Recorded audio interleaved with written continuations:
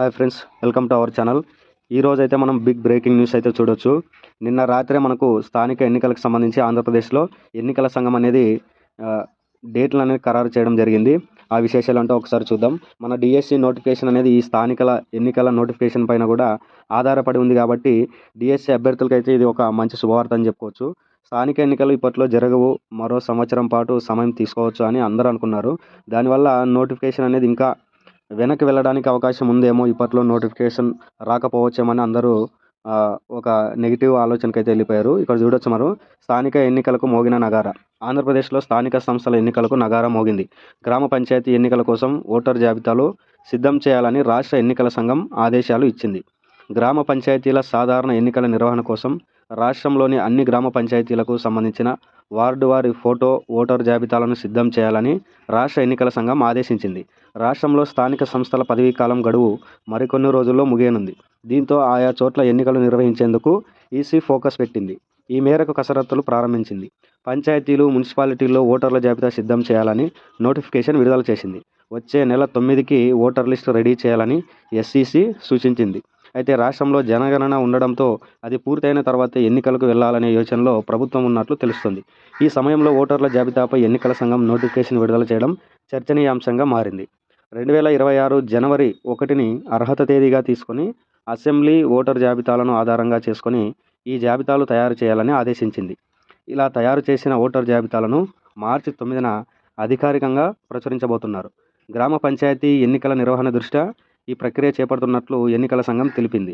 ఈ లెక్కన మార్చి 9న ఓటర్ జాబితాలను ప్రచురిస్తే ఆ తర్వాత ఏ క్షణంలో అయినా ఎన్నికలు నిర్వహించేందుకు ప్రభుత్వానికి అవకాశం లభిస్తుంది. నియోజకవర్గాల పునర్విభజన, జనాభా గణనతో వీటికి ఎలాగో సంబంధం లేదు కాబట్టి ఈ ఏడాదిలోనే ఎన్నికలు నిర్వహించేందుకు రంగం సిద్ధమైంది అని ఇక్కడ చూస్తున్నాం. అలాగే ఈనాడు దినపత్రికలో కూడా ఈ వార్తను మనం ఇక్కడ చూడొచ్చు. ఇది నిన్న రాత్రే మనకు ఎన్నికల సంఘం అనేది ప్రకటించడం జరిగింది. అయితే నిన్న రాత్రి నేను న్యూస్ పేపర్లో వచ్చిందేమని వెతికాను గూగుల్లో, కానీ అప్పటికి ఇంకా న్యూస్ అనేది పత్రికల్లో ప్రకటించలేదు. దాదాపు రాత్రి 1 గంట ఆ సమయంలో కూడా చూశాను. అయితే మనకు లేటెస్ట్ అప్డేట్స్ అనేవి వస్తుంటాయి కాబట్టి నేను వెతికితే మనకు ఆర్టీవీ న్యూస్ కానీ, తర్వాత దిశ న్యూస్ కానీ వీటిలో నైటే ఈ వార్తకు సంబంధించిన అప్డేట్ అయితే ఇవ్వడం జరిగింది. అందువల్ల మనకు డిఎస్సి నిర్వహించడానికి మార్గం సుగమం అని అయితే మనం చెప్పొచ్చు. ఎందుకంటే అందరూ స్థానిక ఎన్నికలు లేకపోతే ఇంకా నోటిఫికేషన్ వెనక్కి వెళ్తుందేమో, ఎన్నికల్లో డిఎస్సి నోటిఫికేషన్ ఇవ్వబోతున్నామని ప్రభుత్వం చెప్పి ముందుకు రావడానికి అవకాశం లేకపోవచ్చామని అందరూ అనుకున్నారు. కాబట్టి మనకు ప్రధాన న్యూస్ ఛానల్ కూడా నైటు ఇక్కడ జీ తెలుగు న్యూస్లో కూడా మనం ఈ వార్తలకు సంబంధించిన చూడొచ్చు. మార్చి 9 నాటికి ఓటర్ల జాబితా సిద్ధం చేయాలని ఆదేశం. ఏప్రిల్ నాటికి ముగియనున్న సర్పంచుల పదవీ కాలం. మార్చి 2వ వారం నాటికి ఎన్నికలు జరిగే అవకాశం. అంటే జనగణన 26 నుంచి అన్నారు కదా, అంతలోపే ఈ ఎన్నికలు పూర్తి చేయాలని అనుకుంటున్నట్లు సమాచారం అయితే తెలుస్తుంది. ఎన్టీవీలో కూడా మనం ఈ వార్త చూడొచ్చు. అయితే రాష్ట్ర ప్రభుత్వం జనగణన పూర్తయిన తర్వాతే స్థానిక ఎన్నికలకు ముందుకెళ్లాలని ఆలోచించింది. అయితే ఇక్కడ మనకు ఎన్నికల సంఘం చాలా స్పష్టంగా చెప్పడం జరిగింది. ఎందుకంటే ఆ జనగణన వివరాలు అయ్యేసరికి సమయం ఎక్కువ తీసుకుంటుంది కాబట్టి ఇక్కడ చూడొచ్చు, 2026 జనవరి 1ని అర్హత తేదీగా పెట్టింది. దాన్ని ఆధారంగా చేసుకొని మనకు ఓటర్ల జాబితా సిద్ధం చేస్తున్నారు కాబట్టి మరి ఇక్కడ నియోజకవర్గాల పరంగా అయితేనేమి, తర్వాత మున్సిపల్ స్థానాల పరంగా, నగరాల పరంగా అయితేనేమి ఆ డేటా అనేది అవసరం లేదు.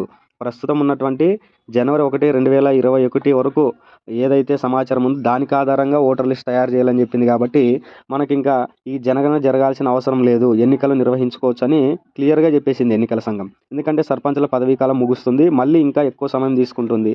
అందువల్ల ఎలక్షన్లు తక్షణమే నిర్వహించాలని చెప్పడం జరిగింది.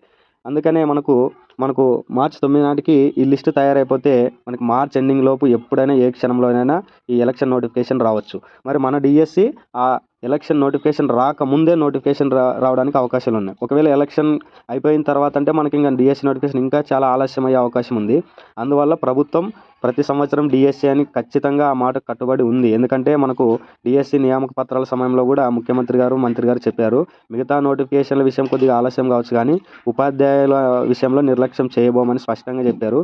అందువల్ల మనకు ఖచ్చితంగా ఎలక్షన్ నోటిఫికేషన్కు ముందే మనకు డిఎస్సి నోటిఫికేషన్ వదిలి ఎలక్షన్ అయిపోయిన తర్వాత అంటే మార్చిలో ఎండింగ్ కల్లా డిఎస్సి నోటిఫికేషన్ వస్తే ఏప్రిల్ లాస్ట్లో కానీ ఎలక్షన్ అయిపోయిన వెంటనే మనకు డిఎస్సి నిర్వహించి జూన్ కల్లా భర్తీ ప్రక్రియ పూర్తి చేయడానికి 100% అవకాశాలు ఉన్నాయి.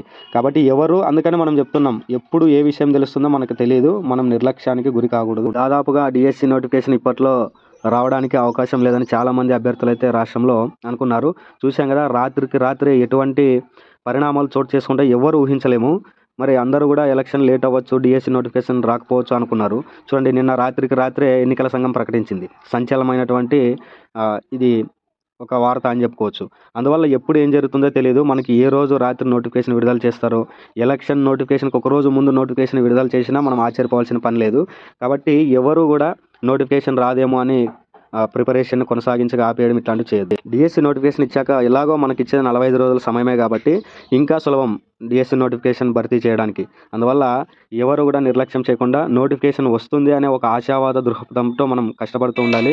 ఎప్పుడు ఏ క్షణంలో ఏ నోటిఫికేషన్ రావచ్చు, ఏం జరుగుతుంది అని మనం ఊహించలేము. అందువల్ల నోటిఫికేషన్ ఏ క్షణమైనా రావచ్చు. మనకు ఉండేది నోటిఫికేషన్ వచ్చిన తర్వాత 45 రోజుల సమయమే అని రాష్ట్రంలో ప్రతి అభ్యర్థికి తెలుసు. అందువల్ల ఎవరు డిసప్పాయింట్ కాకుండా నోటిఫికేషన్ ఎప్పుడు వచ్చినా మనం సిద్ధంగా ఉండాలనే విషయాన్ని మాత్రం ఏ అభ్యర్థి కూడా మర్చిపోకూడదు.